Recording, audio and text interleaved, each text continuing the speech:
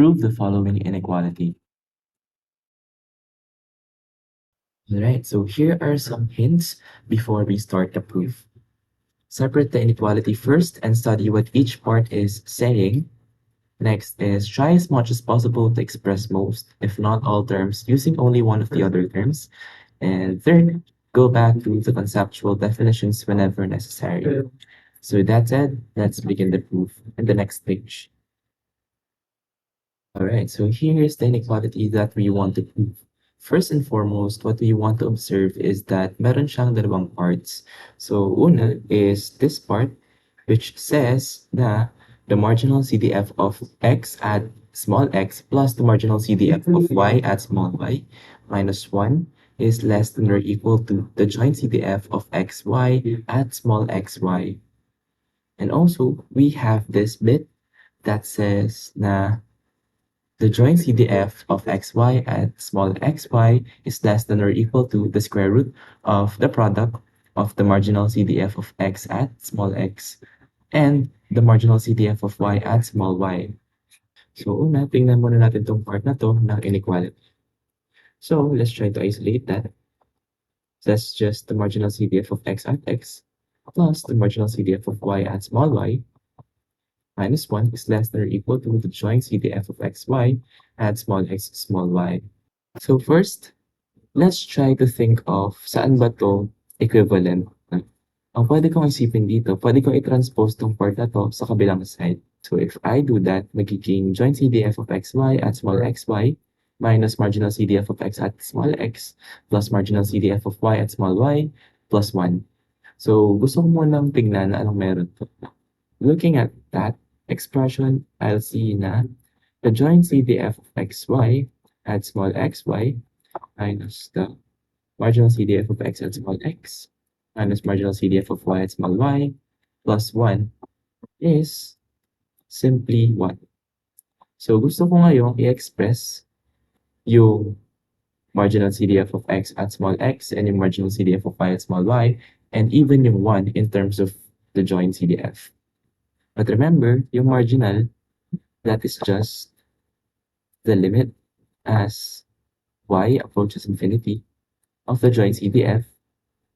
And similarly, yung marginal of y, that's just the limit as x approaches infinity of the joint CDF of xy at small xy. Finally, we should also take note na yung 1, according to the properties of the bivariate joint CDF, this is just the same thing as the limit as x approaches infinity, y approaches infinity of the joint CDF of xy at small x small y. We could also notice na using the other notation that we use for this case na nag-approach yung isa sa mga arguments sa infinity, this can be expressed as well as joint CDF of xy at x infinity. Then yung isa, this is just the joint CDF of xy at infinity y. And yung isa naman, we can express this as the joint CDF of xy at infinity. So now, kung iisipin mo, medyo familiar siya. It looks similar to how we compute probabilities involving this event. So let's say probability that x is greater than a but less than or equal to b, and y is greater than or equal to c but less than b. Remember, when we compute this type of probability in the bivariate case, may ginagamit lang tayong formula using the joint CDF. And that's just the joint CDF of xy evaluated at PD minus joint CDF of xy evaluated at BC minus joint CDF of xy evaluated at AD, and finally plus the joint CDF of xy evaluated at AC. So with that, gusto natin ngayong i-force itong mga to appear as some sort of probabilities that looks like this. However, this is just the joint CDF of xy at small xy. This is just the joint CDF of xy at x infinity, this one at infinity y, and this one at infinity infinity. This expression is just the probability that small x is less than big X, which is in turn less than or equal to the other argument, which is d. And in this case, yung d natin is infinity. So that's like this one. And then, yung isa naman, yung y, yung random variable y is between small y and also positive infinity. But remember na in reality, we can never actually equal infinity. No? Hindi natin pwedeng i-equal yung x sa infinity, yung y sa infinity. So in essence, ang sinusubukan lang talaga nating sabihin is that this probability is just the probability that x is greater than small x and y is greater than small x. So now, upon doing that observation, mas makaklarify ko na actually the event of interest in this case, which is expressed in terms of the joint CDF and the marginals, can actually be expressed as a probability that x is between some interval and that y is between some interval. So we have shown in the previous board that this long expression right here is just equal to this expression right here, which in turn is just equal to this probability measure. And remember, since this is a probability measure, this will always be greater than or equal to 0 by the non-negativity property. So in-imply na to that this expression right here is also greater than or equal to 0.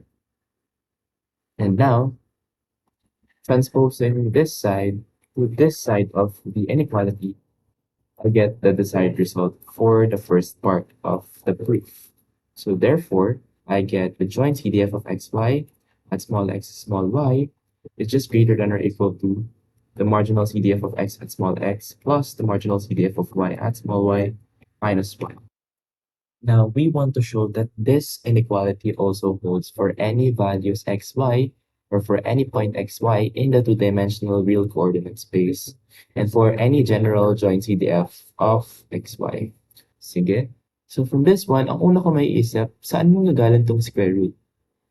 So we can show that the joint CDF of xy at small x small y is less than or equal to marginal CDF of x. And similarly, the joint CDF of xy at small x small y is less than or equal to the marginal CDF of y at y. So paano ba tayo matutulungan ng inequalities na to? Suppose we have some real number a, b, c, and d that are all greater than or equal to 0. Suppose a is less than or equal to b and c is less than or equal to d. So we know that AC will always be less than or equal to BD. And we can show that fairly easily. So pwede tayo mag-multiply ng C on both sides of this inequality kasi nga greater than or equal to 0 naman yung C. And in this case, pwede ako mag-multiply ng D on both sides of the inequality kasi greater than or equal to 0 naman yung B. By transitivity, AC is less than or equal to BD. Let's try to observe what happens if instead of having C less than or equal to D, what if ang meron tayo is A is less than or equal to B and A at the same time is less than or equal to D? So if that's the case, papalitan ko lang to ng A, then what would happen instead of meron ako ditong C, that would give me A times A is less than or equal to B. Or in short, A squared is less than or equal to BB. And if I take the square root of both sides, ang makukuha ko dyan, A is less than or equal to BB. Note that the joint CDF of xy at small xy is just equal to, by definition, is just the probability of some event. In this case, that's big X is less than or equal to small x, and that big Y is less than or equal to small y. So now you can think of this as some sort of an intersection of two events. So that's just the same as saying probability that X is in the interval negative infinity to small x inclusive, and Y is within the interval from negative infinity to small y inclusive. This is an intersection of two events. So the first event being that x or big X is in this interval and the other event where y is in this interval.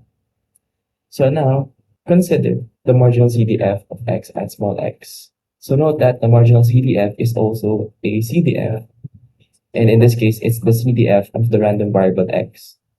So therefore this is just the same as the probability that big X is less than or equal to small x, or that's the probability that X is in this particular model set. And now notice that this one right here is this event. So if I label this event A and perhaps this as event B, then essentially, sasabi ko na this joint CDF of xy at small xy is just the same as the probability of A intersection B, while this one right here is just the probability of A. However, note that A intersection B is just a subset of A. So therefore, if A and B are events in the event space, then the probability of A intersection B will always be less than or equal to the probability of A. Substituting yung nare-represent natin with this probability measure, which is the joint CDF of xy and small x, small y, turns out to be less than or equal the marginal CDF of x at small x. And using the same logic, we can show that the joint CDF of xy is less than or equal to the marginal CDF of y at small y. So in the previous board, we have established that the joint CDF of xy at small xy is less than or equal to the marginal CDF of x at small x. And at the same time, the joint CDF of xy at small x small y is less than or equal to the marginal CDF of y at small y. So now, taking these two inequalities together, we have the joint CDF of xy at small xy quantity squared is less than or equal to the marginal CDF of x at small x times the marginal CDF of y at small y.